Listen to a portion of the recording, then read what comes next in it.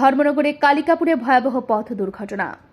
ত্রিপাড়ু electric high speed অটোর মুখোমুখি সংঘর্ষে নিহত এক নাবালিকা সহ আহত 4। নিহত নাবালিকার নাম মিহিকা বর্মন, বয়স 12। নিহত নাবালিকার বাড়ি আসামের শিলচরের ডলুবাড়ি এলাকায়।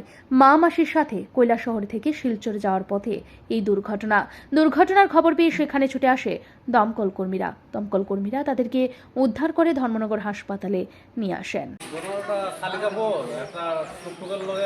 টিপার গাড়ির সংঘর্ষ হয়েছে, ওইয়া 5 জন ইনজুর্ড হয়েছে, একজন তো মারা গেছে। টুকটুকের নাম্বার যাদের অ্যাক্সিডেন্ট হয়েছে তারা কি ছিল? তারা টুকটুকে ছিল। হ্যাঁ, তারপর তো টিপার গাড়ির সঙ্গে সংঘর্ষ হইয়া তারা সব ইনজুর্ড হয়েছে। একজন একটা মেয়ে তো মারাই গেছে। টুকটুকের নাম্বার হলো TR02C2181 আর টিপার গাড়ির নাম্বার হলো TR005G1504। যারা ইনজুরি হয়েছে তাদের কি নাম পাওয়া গেছে? হ্যাঁ, একজনের নাম বাইকলক্ষ্মী বর্মন 50, বয়স 50 বছর, নয়ন বর্মন 9 বছর, মীরা বর্মন 55 বছর, মিহিকা বর্মন 12 বছর, তাই মারা গেছে। ঘটনাস্থলে ছুটে আসে ধর্মনগর থানার পুলিশ দুর্ঘটনার তদন্তে নেমেছে। Bureau report, Riddhi network. রাজ্যের অন্যান্য স্নানের সঙ্গে পাল্লা দিয়ে শনিবার খোয়াই চেবড়ি গোদারাঘাট এবং সোনাতলা অষ্টমী স্নানকে কেন্দ্র করে মেলা অনুষ্ঠিত হয়। এই মেলা 100 বছরের পুরনো বললেন স্থানীয়রা। খোয়াই পুরান গোদারাঘাটের এই মেলা সম্পর্কে স্থানীয় পুরোহিত বলেন, এই মেলাকে কেন্দ্র করে প্রতি বছর দূর দূরান্ত থেকে মানুষ এসে নদীতে স্নান করেন এবং তর্পণ করেন। আপনারা এখানে কত বছর ধরে পূজা হয়? আমাদের এখানে 80 থেকে আমরা পূজা করি। 80 থেকে এখানে চলছে পূজা আজ পর্যন্ত। আমিও আছি এখানে। আমার নাম হলো রাখাল দাস, কালীবাড়ির পূজারি। আমি এখানে সবসময় থাকি গঙ্গা স্নানের মেলায়। আমরা প্রতি বছরও খুব সুন্দর মেলা হয়। এবার অন্যবারের থেকে এবার আর একটু সুন্দর হইতে আছে। অনেক লোক এবার জমছে। এবার সাংঘাতিক, আমাদের খুব আনন্দ পাইতেছি আমরা। আচ্ছা, এখন তো আমাদের তো পূজার কমিটির সরকারের প্রেসিডেন্ট আছে, দিদিরা এটা আছে সবাই। আচ্ছা, এখানে পূজাতে ওই জায়গাটার নাম কি? এটা হলো পুরান গোদারাঘাট। এলাকাটার নাম কি? চেবড়ি এলাকা। এদিকে সোনাতলা অষ্টমী স্নানকে কেন্দ্র করে প্রতি বছর এই মেলা দর্শনার্থীরা ভিড় জমায়। অনেকেই পিতৃপুরুষদের উদ্দেশ্যে তিল জল দান করেন। 100 বছর ধরে এই সোনাতলা ভৌতিসপাড়া যে একটা স্নানের ঘাট আছে, ওখানে ঐতিহ্যবাহী অষ্টমী স্নান উপলক্ষে মেলা অনুষ্ঠিত হয়। এবারও অন্যান্য বছরের ন্যায় পরম্পরাগতভাবে নিয়ম মেনে আমাদের এখানে অষ্টমী স্নান এবং বাসন্তী পূজা এখানে চলছে এবং এটা আমাদের ঐতিহ্য এবং সোনাতলাবাসীর গর্ব। আমরা চাই এখানে সবাই আসুক, এসে আমাদের যে ঐতিহ্যবাহী অনুষ্ঠান সেটা সুন্দরভাবে সাফল্যমণ্ডিত হোক। এই মেলাকে কেন্দ্র করে জাতি উপজাতি সকল অংশের মানুষের মধ্যে আনন্দ উল্লাস লক্ষ্য করা যায়। Bureau report, Riddhi network. Bamutia বিধানসভা কেন্দ্রীয় সাহাপাড়া লেকের সাইড ওয়াল নির্মাণ কাজ পরিদর্শন করলেন আধিকারিক সহ জনপ্রতিনিধিরা। এই কাজের জন্য 1,97 লক্ষ টাকা বরাদ্দ করা হয়েছে। এই ওয়াল সম্পন্ন হলে আশপাশ এলাকার লোকজন উপকৃত হবেন। পশ্চিম ত্রিপুরা জেলা পরিষদের সভাধিপতি প্রয়াত বলাই গোস্বামী পশ্চিম ত্রিপুরা জেলা পরিষদের সভাধিপতি নির্বাচিত হওয়ার পর বামুটিয়ার উন্নয়নের মধ্য দিয়ে জনগণের বিভিন্ন সমস্যার সমাধানে একাধিক কাজ হাতে নিয়েছিলেন, কিন্তু দুর্ভাগ্য যে তিনি আজ নেই। তবে ওনার কাজগুলি সম্পন্ন করার জন্য বামুটিয়া জনপ্রতিনিধি থেকে শুরু করে প্রশাসনিক আধিকারিকরা বিশেষ ভূমিকা পালন করছেন। তারই অঙ্গ হিসেবে বামুটিয়া ব্লকের অন্তর্গত সাহাপাড়াস্থিত লেকের জলের বন্যার হাত থেকে মানুষকে মুক্ত করতে লেকের সাইড ওয়াল নির্মাণের জন্য উদ্যোগ গ্রহণ করেছিলেন এবং এই লেকের নির্মাণ কাজ শুরু হয়। শনিবার লেকের নির্মাণ কাজ পরিদর্শন করেন বামুটিয়া ব্লকের বিডিও অমিতাভ ভট্টাচার্য, পঞ্চায়েত সমিতির চেয়ারম্যান দীপক কুমার সিংহ, বামুটিয়া প্রাক্তন বিধায়ক কৃষ্ণদন দাস সহ স্থানীয় জনপ্রতিনিধিরা। এবং এই পরিদর্শনকালে কাজের গতি এবং কাজের গুণগত মান যাতে বজায় থাকে থাকে সে বিষয়ে ঠিকাদারদের নির্দেশ দেন। পাশাপাশি বর্ষার অর্থাৎ বৃষ্টির আগে কাজ সম্পন্ন করার নির্দেশ দেওয়া হয়। এই বিষয়ে সংবাদ মাধ্যমের মুখোমুখি হয়ে প্রাক্তন বিধায়ক কৃষ্ণদন দাস বলেন, পশ্চিম ত্রিপুরা জেলা পরিষদের সভাধিপতি প্রয়াত বলাই গোস্বামীর আরেকটি উন্নয়নমূলক কাজ সম্পন্ন হতে চলেছে। কেরপাড় থেকে দুর্গাবাড়ি শ্মশানঘাট পর্যন্ত একটা ড্রেনের ব্যবস্থা কাজ ছেড়ে গেছেন, একদম কমপ্লিট করে গেছেন। প্রায় 1,97,00,000 টাকার বাজেটে এই কাজটা হচ্ছে। আগে আমরা ছোটোবেলায় দেখেছি এইখানে একটা কালভার্ট ছিল, এখানে জল চলার সুব্যবস্থা ছিল। বিগত দিনের ধারাবাহিকভাবে 25 বছর থাকাকালীন সরকার ব্যক্তির স্বার্থ রক্ষা করতে গিয়ে এইখানের এই কালভার্টটা এখান থেকে প্রায় 200 মিটার উত্তর দিকে সরিয়ে দেওয়ার কারণে এই ভদ্রপল্লী নামে যে পাড়াটা, এখানে প্রায় 30-35 পরিবারের বসবাস। বর্ষা আসলে বিগত 10-12 বছর যাবৎ বছরে 3-4 দিন জলমগ্ন অবস্থা থাকতো। তো সেই দিশায় আমাদের ভারতীয় জনতা পার্টির সরকার প্রতিষ্ঠিত হওয়ার পর আমরা প্রয়াস চালিয়ে যাচ্ছি, কিন্তু আমাদের জেলাধিপতি বলাই গোস্বামী জেলাধিপতি হওয়ার পর বিদ্যুৎ গতিতে কাজটা স্যাংশন করেছেন। এখন আপনারা দেখতে পাচ্ছেন কাজও হচ্ছে। তো এই হিসাবে এই এলাকার মানুষ সুবিধাভোগী। এবং আগরতলা বামুটিয়া যে রুট আছে, এই রুটও জলমগ্ন থাকতো, গাড়ি বাইক আসা যাওয়ায় বিভিন্ন প্রকার অসুবিধা হতো।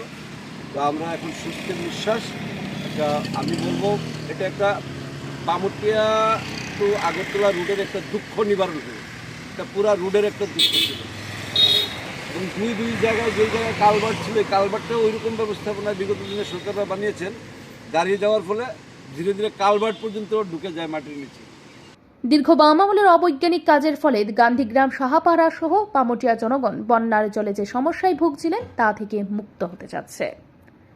Bureau report, Riddhi network.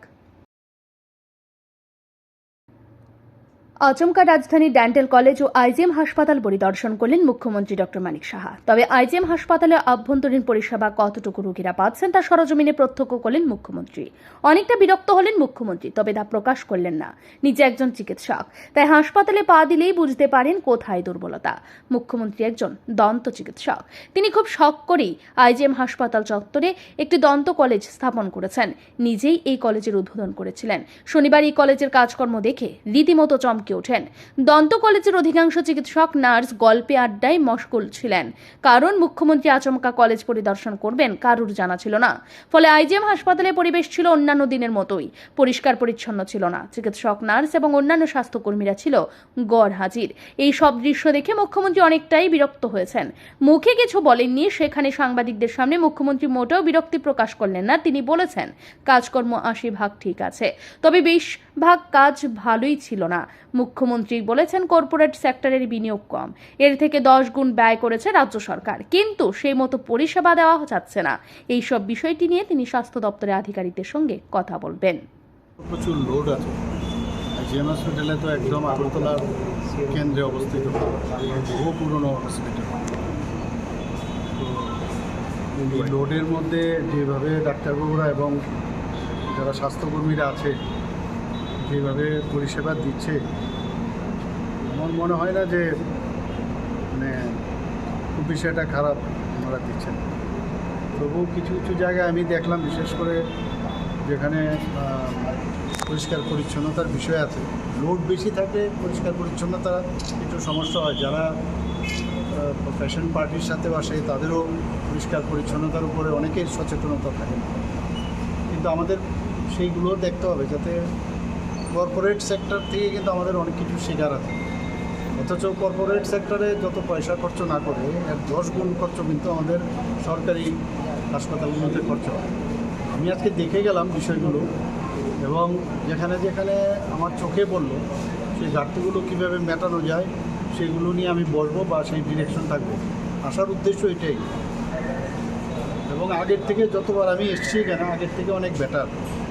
মানে এখানে সুপারিনটেন্ডেন্ট ডাক্তারবাবু আছেন, উনিও দেখলাম অনেক বেশি অ্যাক্টিভ। বসা টসার বিষয়ে আমি বললাম, এবং পরিষেবার তো অন্তহীন। যত পরিষেবা মানে আজকে যেটা মনে হচ্ছে যে ঠিক আছে, কালকেও দেখা যাবে যে কম, কিন্তু আমরা এড পার দেওয়ার একটা চেষ্টা আমরা করি। আইজিএম হাসপাতালে পরিষেবা উন্নত করতে মুখ্যমন্ত্রী কি পদক্ষেপ গ্রহণ করেন সেটাই দেখার। Bureau report, Riddhi network. রাজধানীর রাজন্য স্মৃতি বিজড়িত দুর্গাবাড়িতে হিন্দু শাস্ত্র ধর্মীয় রীতিনীতি মেনে হচ্ছে বাসন্তী মায়ের পুজো। আজ ছিল মায়ের অষ্টমী বিহিত পুজো। পুজোকে কেন্দ্র করে দর্শনার্থীদের উপস্থিতি ছিল লক্ষণীয়। 4 এপ্রিল থেকে শুরু হয়েছে বাসন্তী দেবীর পুজো। এই পুজো চলবে 4 দিন। বাঙালির 12 মাসে 13 পার্বণ এক প্রকার লেগে আছে। বৈশাখ মাস থেকে শুরু করে চৈত্র মাস সব মাসে কোনো না কোনো পুজো হয়ে থাকে। বাঙালির 12 মাসে 13 পার্বণের একটি অন্যতম হল বাসন্তী পুজো। হিন্দু শাস্ত্র মতে এই পুজো হচ্ছে দেবীর অকাল বোধন। রামচন্দ্র রাবণ বধের আগে বাসন্তী দেবীর পুজো করেছিলেন। সেই থেকে বাসন্তী মায়ের পুজো হয়ে আসছে। প্রতি বছরের মতো এবারও হচ্ছে বাসন্তী মায়ের পুজো। 4 এপ্রিল থেকে শুরু হয়েছে বাসন্তী দেবীর পুজো। এই পুজো চলবে 4 দিন। রাজধানীর রাজন্য স্মৃতি বিজড়িত দুর্গাবাড়িতেও হিন্দু শাস্ত্র ধর্মীয় রীতিনীতি মেনে হবে বাসন্তী মায়ের পুজো। শনিবার হয়েছে মায়ের অষ্টমী বিহিত পুজো। এদিন দুর্গাবাড়িতে হয়েছে বলেও জানিয়েছেন দুর্গাবাড়ির পুরোহিত। শনিবার হবে মায়ের অষ্টমী বিহিত পুজো। দুর্গাবাড়ির এই পুজো 500 বছরের পুরনো। রাজন্য আমল থেকে এই পুজোর প্রচলন। ত্রিপুরার মহারাজা সুরজ এই পুজো করেছিলেন। শনিবার রাত 11টা নাগাদ হবে সন্ধি পুজো। রবিবার সকাল 10টায় হবে মায়ের নবমী বিহিত পুজো। এই বছর বাসন্তী পুজো অন্য বছরের তুলনায় কিছুটা বেশি হচ্ছে। ধর্মনগর থেকে সাবরুম পর্যন্ত এই পুজো হবে। এদিকে বাসন্তী পুজোকে কেন্দ্র করে ইতিমধ্যে বাজারে ফলমূল এবং পুজোর উপকরণের দামও বেড়ে গেছে। ফলের দাম যদিও সারা বছর ঊর্ধ্বগতিতেই চলে। এরপরেও পুজো পার্বণে একাংশ অসাধু ব্যবসায়ী ইচ্ছাকৃতভাবে ফলের দাম বাড়িয়ে নেয়। কিন্তু ফলের দাম বৃদ্ধি পেলেও যারা পুজো করছেন তারা সেদিকে এক প্রকার দৃষ্টি দিতে চান না। প্রয়োজনের বেশি ক্রয় না করলেও পূজার জন্য উপকরণ ক্রয় করতে বাধ্য। আর যারাই দুর্গাপূজা বা বাসন্তী পুজো করেন তারা খরচের দিকে তাকিয়ে থাকেন না। এবছরও বিভিন্ন সামাজিক সংস্থা বা ক্লাবের উদ্যোগে বাসন্তী মায়ের পুজো হচ্ছে। আজকে মহাষ্টমী বিহিত হচ্ছে, মার অশোকাষ্টমী আজকে। এখন বলি হবে, বলির পর পুষ্পাঞ্জলি হবে 10টার থেকে। 12টায় মার স্বামী সান্ধ্য ব্যঞ্জনাদি ভোগ হবে, বিকেলে আরতি হবে, তারপর রাত্রি 11টা 50-এ সন্ধি পুজো হবে। নবমী কালকে হবে, কালকে সকাল 8টার থেকে হবে। কালকে 10টার থেকে হবে, 10টার থেকে। হ্যাঁ, সম্ভবত এই যে রাজেন্দ্র আমলটি আছে কি রয়েছে বুঝলাম না। রাজেন্দ্র আমল থেকে যে এখানে পুজোটা হচ্ছে তার কি প্রস্তুতি রয়েছে বা কি রয়েছে? প্রস্তুতি প্রতিনিধি না না, সব রাজামল থেকে যেরকম নিয়ম চলে আসছে এখনো সেভাবেই হচ্ছে। ওদের রাজপন্তপুরে যে থাকেন বর্তমানে যে আছে ওনার নামের সংকল্প হয়। ত্রিপুরা রাজ্যের সব মন্দিরই ওনার নামই সংকল্প হয়। এদিকে বাসন্তী পুজোকে কেন্দ্র করে দুর্গাবাড়িতে ছিল দর্শনার্থীদের উপচে পড়া ভিড়। সকাল থেকে দর্শনার্থীরা দুর্গাবাড়িতে ভিড় জমাতে থাকেন। Bureau report, Riddhi network. শারদোৎসবে এবং বাসন্তী পুজোর অষ্টমী তিথিতে কুমারী মায়ের পুজোর প্রচলন রয়েছে হিন্দু শাস্ত্রে। অতীতকাল থেকে কুমারী মায়ের পুজোর প্রচলন। সেই মতো এখনও দুর্গাপূজার অষ্টমী তিথিতে এবং বাসন্তী পুজোর অষ্টমী তিথিতে কুমারী মায়ের পুজো হচ্ছে। হিন্দু শাস্ত্র ধর্মীয় রীতিনীতি মেনে যথাযথ উপাচারে শনিবার রাজধানীর টাউন হল সংলগ্ন আনন্দময়ী আশ্রমে হয়েছে কুমারী মায়ের পুজো। এই পুজোকে কেন্দ্র করে দিন সকাল থেকেই দর্শনার্থীরা মন্দিরে ভিড় জমাতে থাকেন।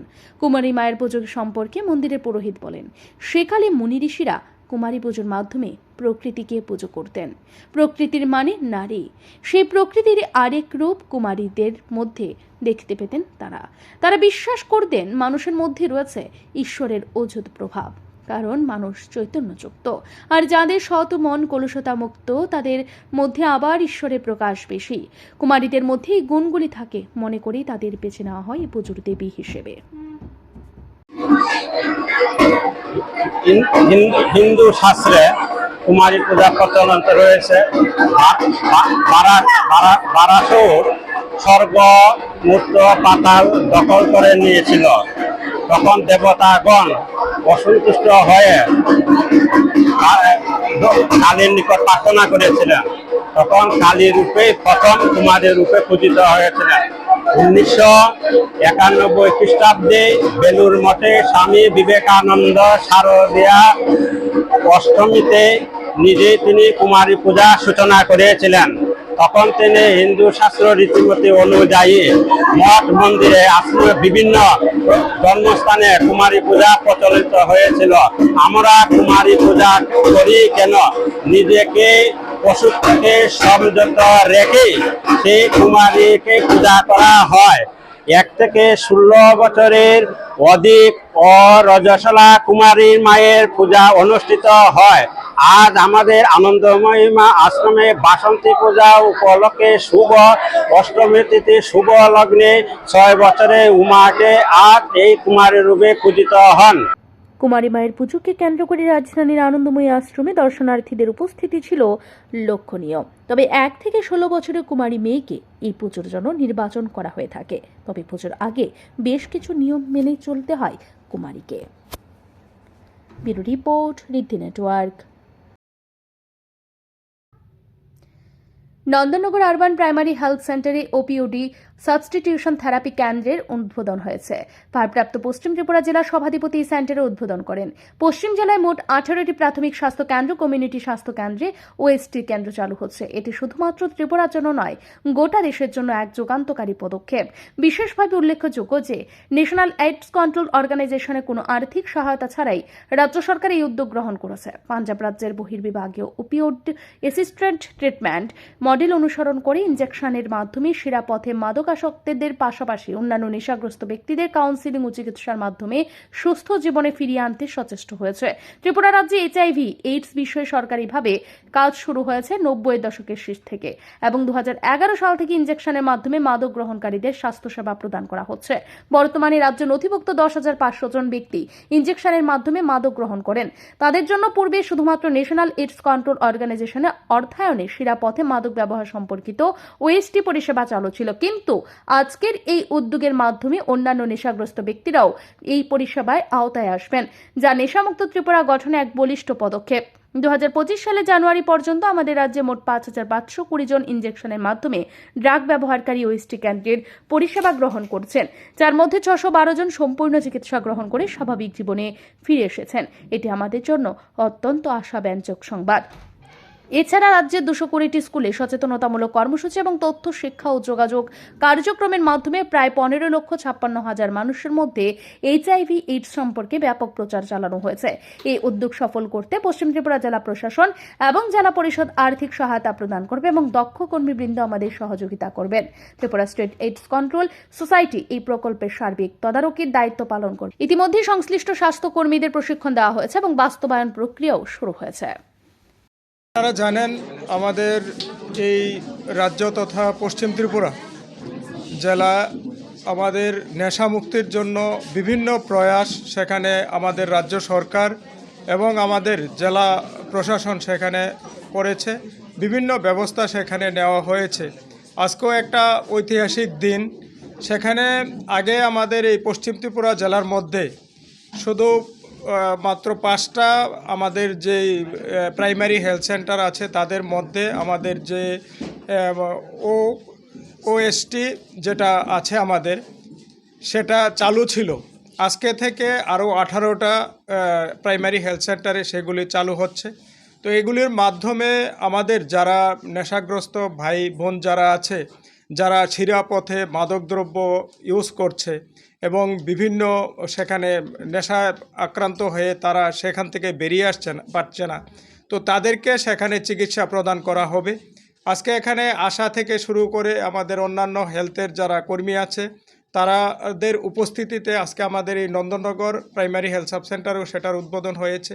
তো যারা আমাদের আশা অঙ্গনারী যারা আছে হেলথের সাথে যুক্ত, তারা তাদের এলাকা থেকে যে সমস্ত রুগী আছে, যে সমস্ত যারা নেশাগ্রস্ত লোক আছে তাদেরকে এখানে এনে তাদেরকে কিভাবে রিলিফ দেওয়া যায় সেটার ব্যবস্থা করা হবে। বা আর আগে গত দিনে যেগুলি হয়েছে অনেককেই সেখানে এই চিকিৎসা প্রদান, যাতে একটি নেশামুক্ত সুস্থ উন্নত ত্রিপুরা গড়ে তুলতে পারা যায়, এই উদ্দেশ্যকে সামনে রেখে পশ্চিম ত্রিপুরা জেলা প্রশাসন, স্বাস্থ্য দপ্তর এবং সংশ্লিষ্ট সকল সংস্থার আন্তরিক প্রচেষ্টায় এই কাজে সফল হতে চায় জেলা প্রশাসন।